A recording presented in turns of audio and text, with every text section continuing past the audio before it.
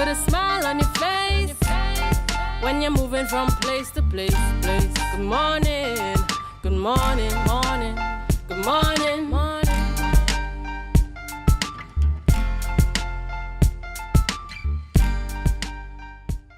Welcome back to the morning show here on Tobago Updates Television, and thank you so much for staying with us. I am Adanna Combie, and we begin conversations this morning. We speak with Petal-Ann Roberts, Secretary of Finance, Trade and the Economy. And as we know, it's budget day today in Trinidad and Tobago, and there are so many things we need to speak about where our finances are concerned and our relationship with central government and how things happen there.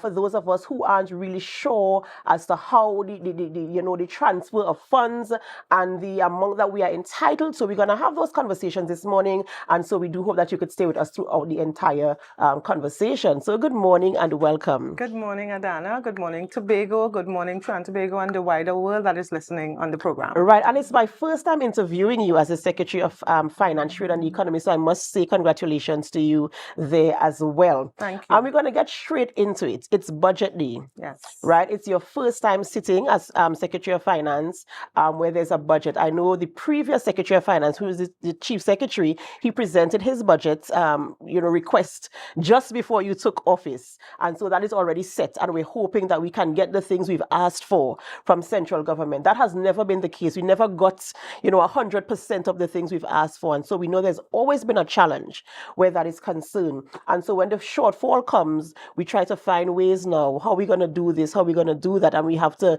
tighten our belts. Yes. For lack of a better term, and of course try to figure out how do we manage what we have. It always is a challenge. Every administration would say the same thing. It doesn't matter who, if they are the same party, it doesn't matter. Once they are sitting there, we never get what is what we request. Mm-hmm. And so I want us to go through what is the legal amount that Tobago can get from the entire 100% budgets. All right, so I don't know if you're aware, we had something called a Dispute Resolution Commission. It's something that is triggered by the T.H.A. The T.H.A. Act says that we can trigger this. And the Dispute Resolution Commission says that we could get between 4.03, which represented at the time, which was way back in 2000, the Tobago's population share of the national population. And the outer limit is 6.9%. And the 6.9% was predicated on several things. We are physically separated from Trinidad. We have a distinct entity. We have the absence of the multiplier effect, meaning if the government takes a loan, it doesn't necessarily mean that Tobago will benefit from any loans or any grants that they get from multilateral agencies. It's because we are absent from Trinidad, so we cannot practically benefit from educational opportunities, career opportunities. So the outer limit took those things into consideration.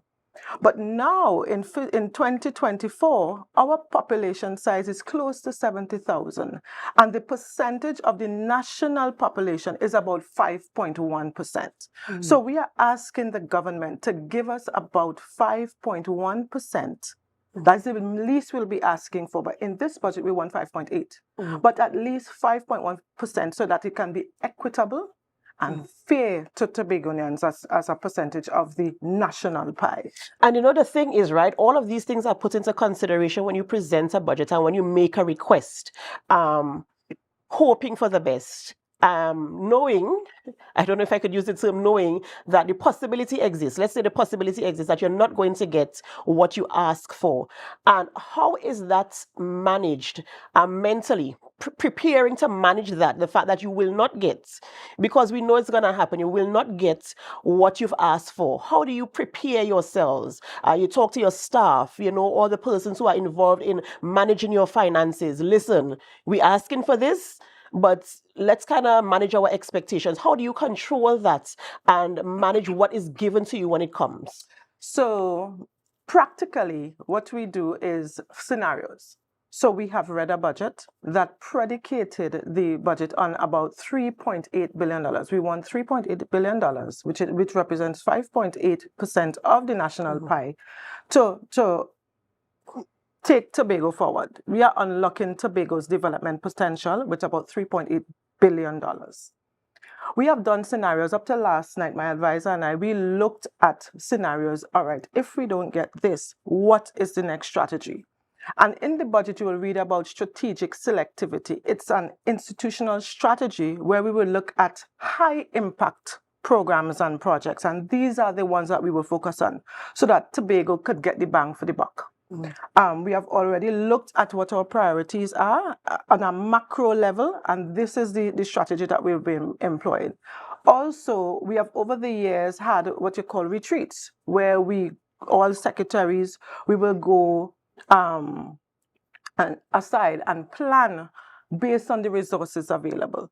But the strategy this year, we want to look at high impact, we want to look at pace, we want to look at the scope, we want to look at the scale of the projects, as well as the available resources. And that is the strategy we will use going forward for fiscal 2024, later today when we understand what we will get. And I'm hoping that the minister will do the right, just and fair thing and give Tobago a minimum of 5%. And you know, as you introduced the minister in the conversation, I know quite recently you met with him and had conversations about things relating to Tobago. Of course, your primary goal as the Secretary of Finance is to ensure that we have the finances that we need to embark on the projects that you have presented for the development of the island of Tobago. And we got some reports of part of what the conversation said. And I want to play a small clip to remind our viewers of that conversation, but I also want to talk about all the other things that you spoke about, because I feel as if there are things we need to know as well as a population here on the island of Tobago. Producer and director,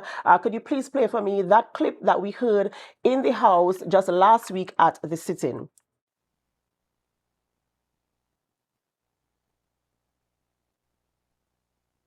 I want to bring to your attention another issue. And this issue doesn't have to do with parliamentary appropriation, but it has to do with a scenario where another disaster occurred in Tobago. You all remember Hurricane Beryl, Madam Presiding Officer? It visited Tobago and left trails of damages in our path. The Caribbean Catastrophe Risk Insurance Facility is a regional insurance mechanism designed to help Caribbean and Central American governments quickly access financial resources in the aftermath of natural disasters. It was established in 2007 to provide rapid payouts to member countries affected by major US 372,752, and I did it in TT. So in TT, I used maybe 6.8%. 6.8, sorry, dollars, sorry, the foreign.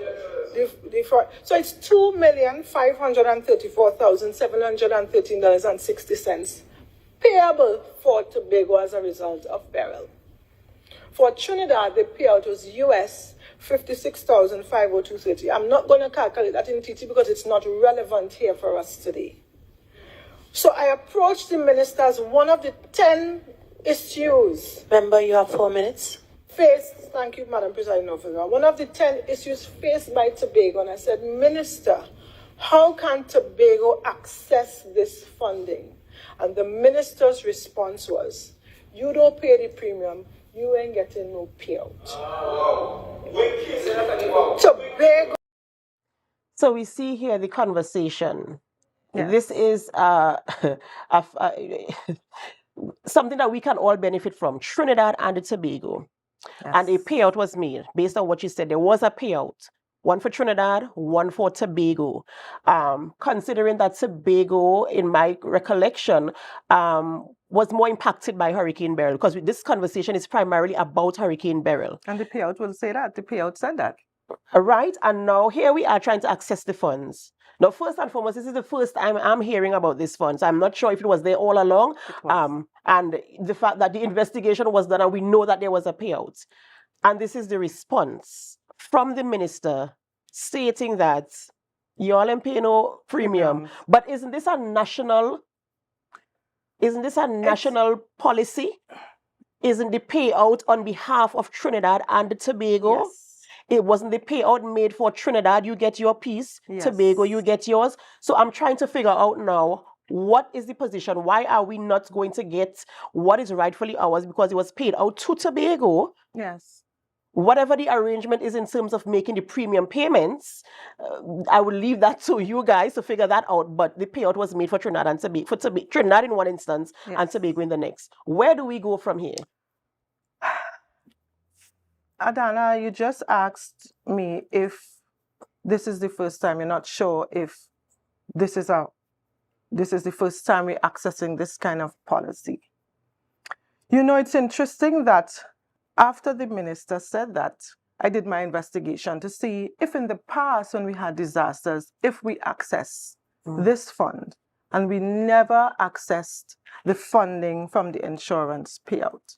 So I'll be doing my investigation, I'll be doing the fact finding as I've always done in the past to see how much is really owed to Tobago from the past. Retroactively, that's right. Retroactively in terms of disasters that we've had. It's two separate policies, one for Trinidad and one for Tobago. There are payouts specific to Tobago because payouts are not just payouts. Payouts are based on damages. Assessment, that's right. And assessments that are done and evaluations that are done based on what transpired in Tobago. So I will be doing the investigation. So coming out of this, I understand that there are more requests that were made by Tobago to the central government for the CRIF. It's called the Caribbean Catastrophe Risk Insurance Facility. So we'll be doing the investigation and bringing to the fore and trying to access those funding. And you know, I will be one of the first persons to want to find out what is happening there. How many years have we been denied? How many, you know, disasters we've been through that we've been denied the finances to recuperate? Because the struggle is real. We've seen so many disasters happening, and the THA bears the majority of the burden. That's right. You know, having to pay out persons. I could talk about the oil spill. I could talk about so many different things.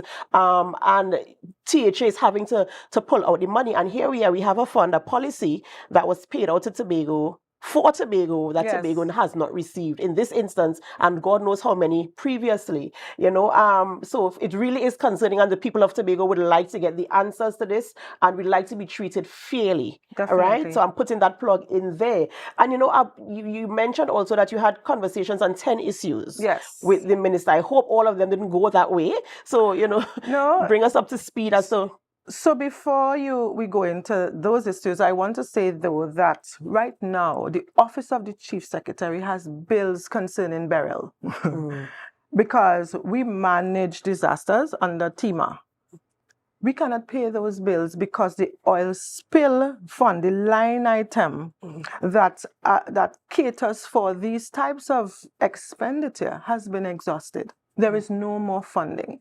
And you see, it really goes to show how we are being treated unfairly, because we cannot pay our liabilities. We cannot pay our bills because we're just not getting the funding that is due unto us, right? So right now we have expenditure that we cannot ideally pay. So that's why I will be pursuing the minister so that we can access this funding.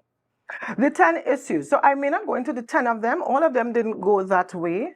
The first issue that I brought to the minister's attention is that every year we do not get our funding in alignment with the allocation. So it means that today we will go to the House, you will hear the budget being read. You will hear what Tobago's allocation is.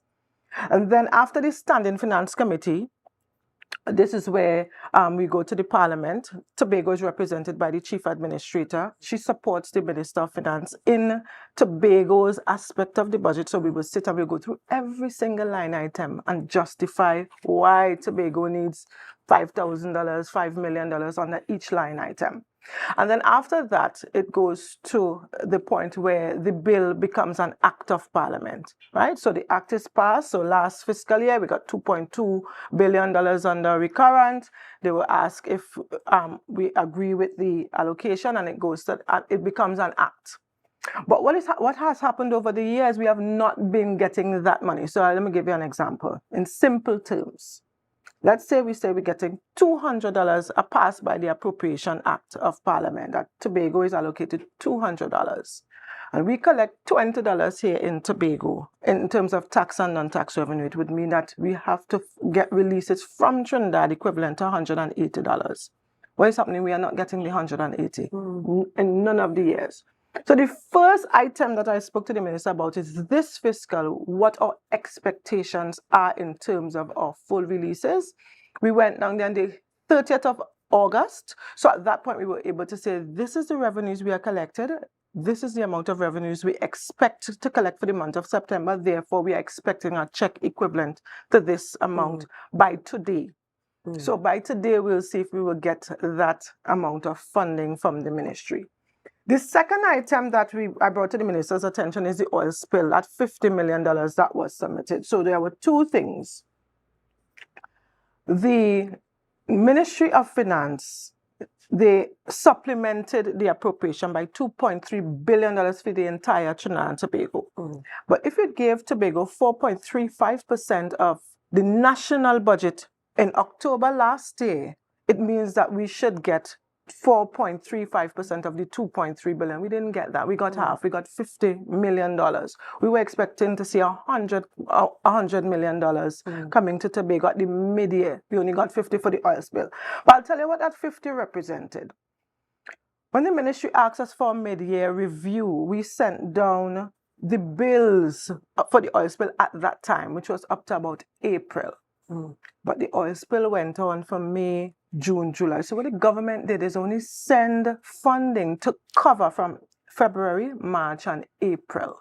So we are still outstanding for May and June. I'll say by time June, the oil spill expenditure was reduced because we had demobilized some of the activities for the oil spill.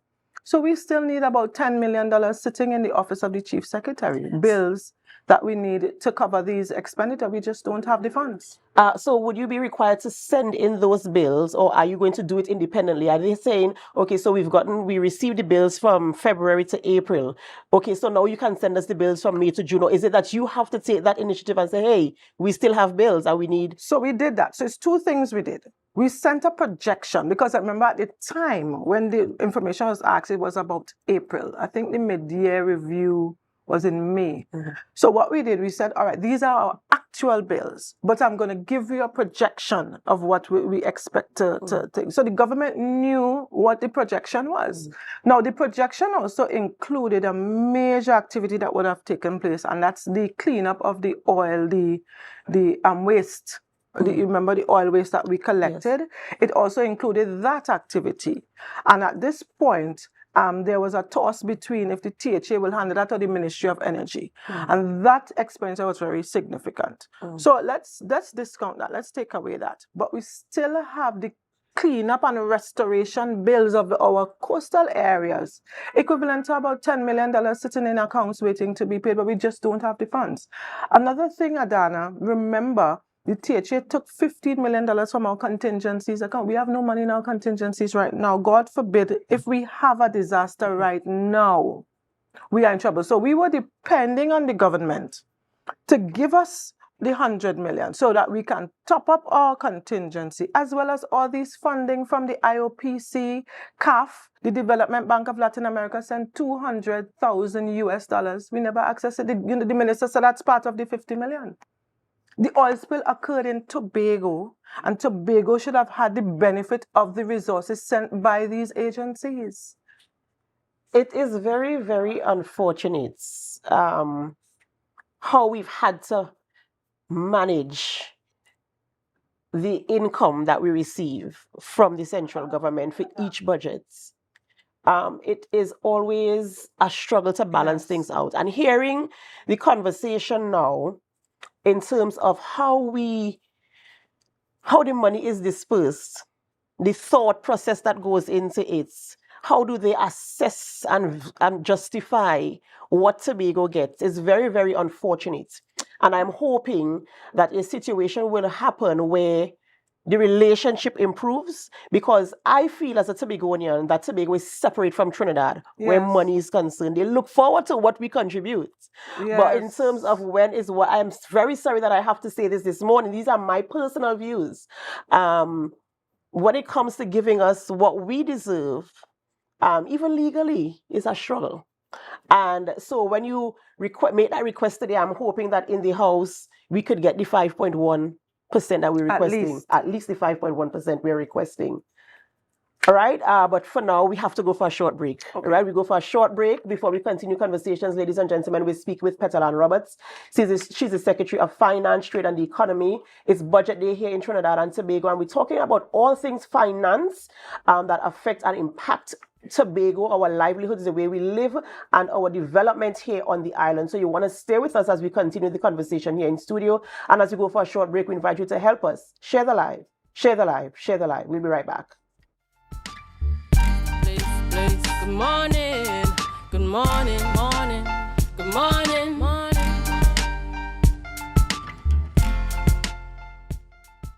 Welcome back to the morning show here on Tobago Updates Television. I am Adanna, Combie, and we continue conversations with Petal-Ann Roberts, the Secretary of Finance, Trade and the Economy. As we know, it's budget day here in Trinidad and Tobago, and we're looking forward to what part of the national pie we get here in Tobago. But before we continue with that, we want to continue talking about the conversations that you had with the Minister of Finance and the outcomes of those conversations. Okay, because in the interest of time, as I did indicate, we had several matters that I brought to the minister's attention. I said the oil spill was one, fiscal 2024, the balance of releases that we expect. We also looked at we told the minister, we expect a minimum of 5% from fiscal 2025 budget. He asked what it was predicated on, how much revenues we expect. We said 65.8, I think it was. He said, no, revenues wouldn't be that much. But it doesn't really matter to us. It matters. But what is critical for us is the percentage share. Give every Tobagonian their dollar. Right? So the population percentage Tobago versus Trinidad is about 5.1%. We expect to get 5.1%. If it's 5.1% of 60 billion, I think that is fair, reasonable, and just. And it's also within the remit of the law. It is within the remit of the law because the Tobago House of Assembly Act speaks to the Dispute Resolution Commission, and this is what they brought to the fore. Good. The liabilities of the Assembly. When in fiscal 2021, as you all know, we talk about the forensic audit and the contractors. We still owe about $450 million in those debts. But I just want to put a plug here and a caveat that the 450 is what the invoices that we have. But the process of paying these invoices that we verify the satisfactory completion of the works. So we have invoices from contractors equivalent to $450 million. Our allocation for development program is 260. So if we have a liability of 450 and we have an allocation of 260, the maths they can't maths. So we expect that the government will give us, under the development program, we have asked for $1 billion.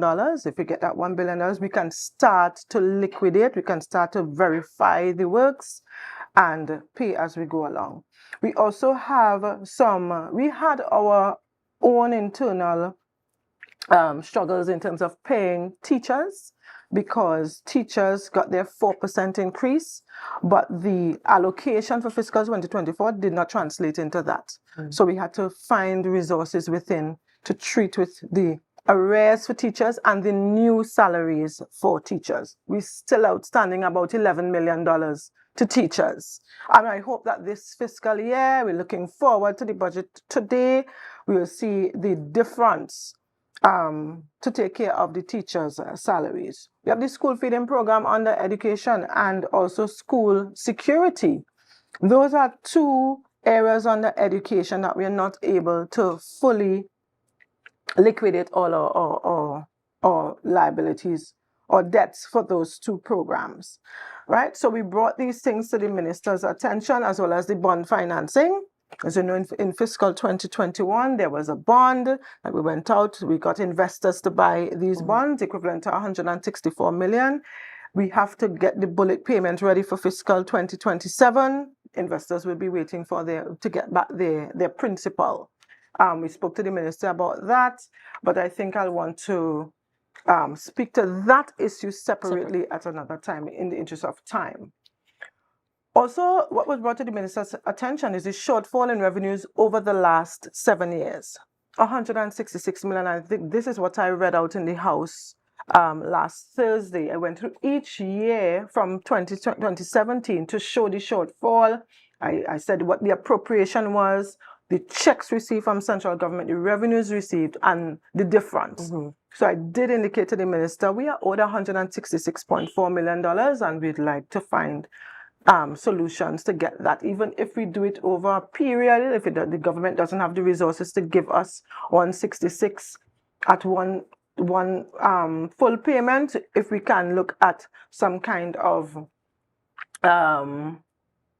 systematic way over a period of time where we can get these funds. You know, I want to plug in here on two things. One, something that you just said when we spoke about the increase for teachers, right? And so now you have to be scrambling to find a way to make these payments.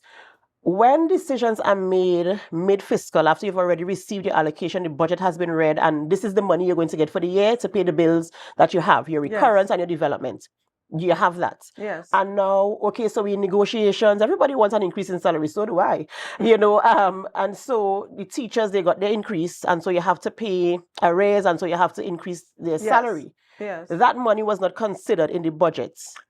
Not all. So we got an increase, but all things were not considered. So it's two things you have to consider when the increase comes into effect. One, the arrears, because you remember the increase is from a specific date, and sometimes it's retroactively. So in this case, there was a retroactive payment payable to teachers, and then we have to account for what the increase is. So for instance, if there are 10 teachers getting $4, that's $400. But if you increase it by $4.40, it will mean that you have to have $440 in the budget. And that did not occur.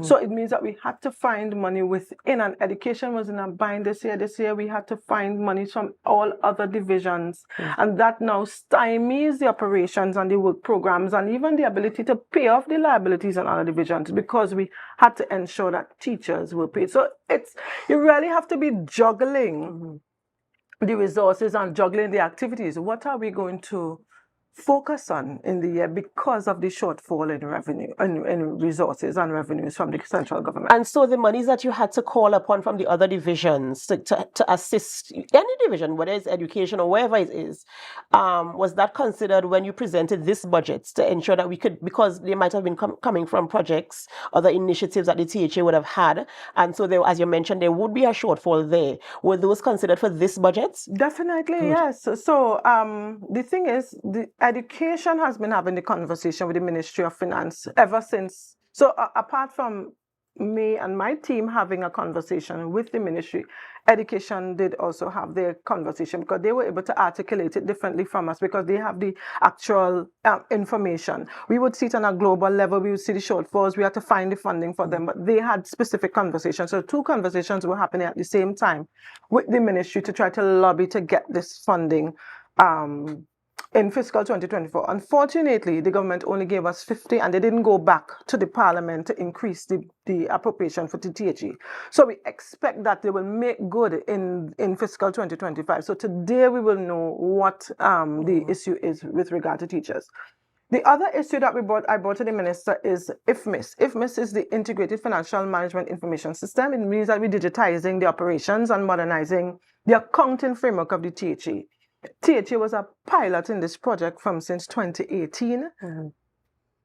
To date, the project has gone nowhere. So we want to know, what shall we do? We didn't want to rudely just come out of the arrangement. So I went to the minister and said, what is happening with the IFMIS project?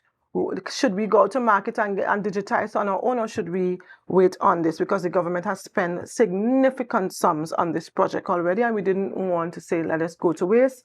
As a matter of fact, the staff has been trained already. We bought the resources for IFMIS because the government said since 2021 that we will go in IFMIS. Also, the cash management system of the assembly had changed. I don't know if you remember when we had all these bank accounts, we discontinued them. That's all right. The resources went into 4 main accounts. And that was to promote and to enable IFMIS to be rolled out easily in the T.H.A. But we had some bottlenecks. I said to the minister, let us lead the Tobago arm of IFMIS rather than the Ministry of Finance. Because what is happening, Trinidad doesn't understand Tobago. Tobago is unique. I understand Tobago. You may understand Tobago differently. The staff at Finance will understand Tobago. The staff in the T.H.A. Let us lead this. Give us the resources. Give us the technical resources from the company, and let us lead our IFMIS implementation. I was very wary of going out to market for a solution, because we were already trained in what Trinidad has engaged, the company that they engage, and the solution that they would have purchased already. I really hope that this goes well, because we really need to digitize the operations for us to become more efficient. The next very major was the TTRA, the Trinidad and Tobago Revenue Authority for Tobago. There were many issues relating to TTRA. And the minister did agree to meet subsequent to that meeting in August. So we met about 2 weeks ago, 2 Fridays ago, and we had some resolutions on that one. I hope that they hold to their word, right? The minister did agree to some of the things that we brought to the table and we proposed. He did agree. And it would mean that there would be some changes in that TTRA law as well. The staff training, our revenue officers would be trained, they would get the resources, and they would now be collecting the property taxes. So we did get headway on that issue. The interest, overdraft interest that the T.H.A. has to bear, because the releases are coming to us late. The minister, after we went through and we explained why we have to incur this expenditure and what is happening with our fund account, because the fund account doesn't have the resources. Last night, my advisor and I looked at the actual resources of the T.H.A. and you're seeing a difference between what we have on paper and what we have in the bank because of this overdraft interest. And the minister said he would consider looking at trying to alleviate and fix this problem. And the final thing was appointments to boards across Trinidad and Tobago for a Tobago representative to be on to represent Tobago on some of the boards. And those were the main issues that we discussed with the minister.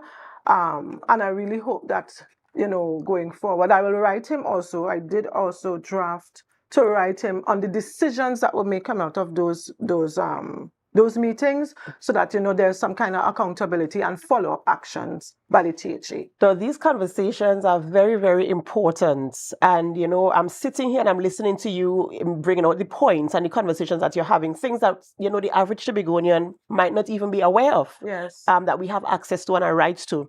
And even to have a conversation about it, to make it a reality in the Tobago space. So I am hoping that the conversations will bear fruits, and that we'll be able to actualize what is supposed to be ours here on the island of Tobago. Again, I'm looking forward to the budget reading today to ensure that, we can get a fair portion. And as you mentioned earlier, the population size is increasing, and so are the demands. Yes. Our projects we have to have more development projects. Yes. Your person wants to get a little bit, you want to be able to match inflation or match your needs, when you go to the supermarket and all these other places, the garage, wherever you go, you want to be able to cover those expenses comfortably. And, development for Tobago will be part of the answer to some things like that, of that nature. So I really am hoping that would happen. I'm so happy that you were able to have those conversations, that the minister committed to, responding to some of them in the very least, and we do look forward to that.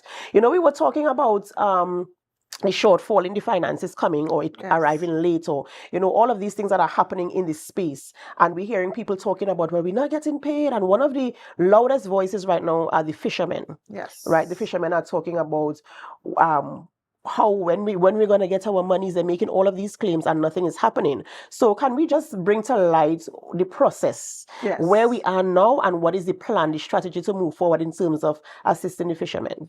Right. So the fishermen were represented by an organization called ATFA, All Tobago Fisherfolk Association.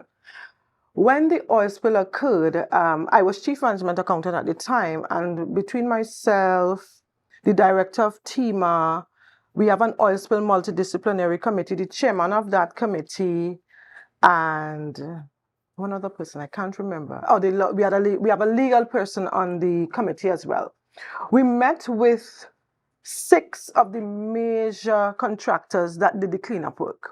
ATFA was one of them. And we said to the committee, the companies, We don't have the funding to pay you off, but we have $15 million. And what we will do, during the emergency phase of the oil spill, we will pay you all some of the funds. So of the 6 major contractors, it was T.H.A T.H.A, it was, there's Tobago Marine Services, you have Oil Mop, Kaizen, Tiger Tanks, and Ambipa. Those were the 6 companies. We did pay them from the 15 million. And we had a strategy on how we would pay. T.H.A, which is the All Tobago Fisher Folk, was paid $1.1 million. So not that they weren't paid at all. We paid them from the first set of funding. But when the $50 million came, there were so many other contractors in this space that were not paid. I cannot say to you what the strategy was, because that is when I became Secretary of Finance. So I wasn't intimate with the strategy that was employed, and why the All Tobago Fisher Folk wasn't paid, but they were paid out of the 15 million. So we did pay them about $1.1 million. As Secretary of Finance, my advisor and I, we spoke about it last night, about a strategy to try to assist.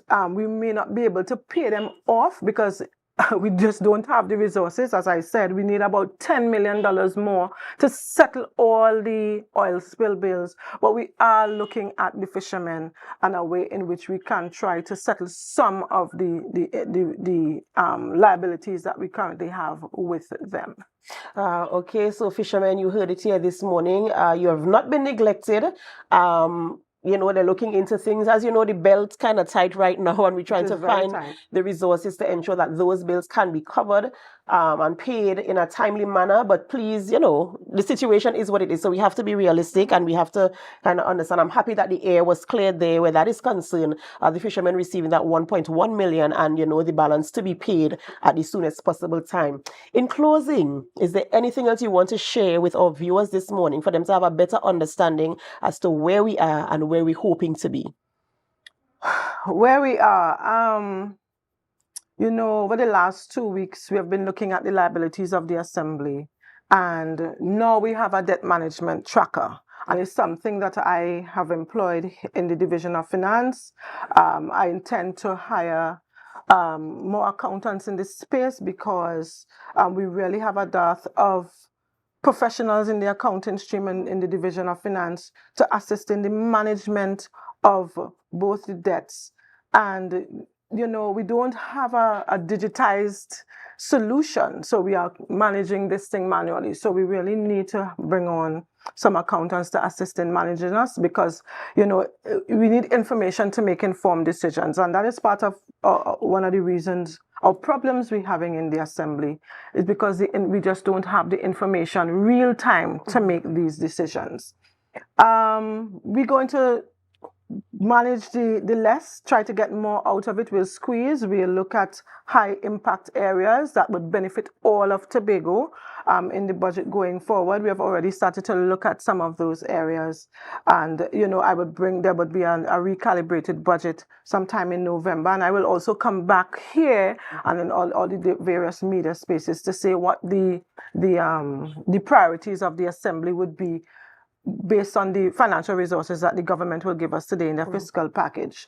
I also want to inform the public that today is the closing of the financial year for fiscal 2024. So we are going to close off revenue collection at 10 a.m. today. So for all those persons that have to go to the Board of Inland Revenue and our cashiering systems across the Assembly, we close at 10 so that we can balance. Again, we have a manual system. Right. So in order to balance, and we also have to report to the Ministry of Finance or Revenue so that they can cut the final check for us, to ensure that we collect all the resources according to the law.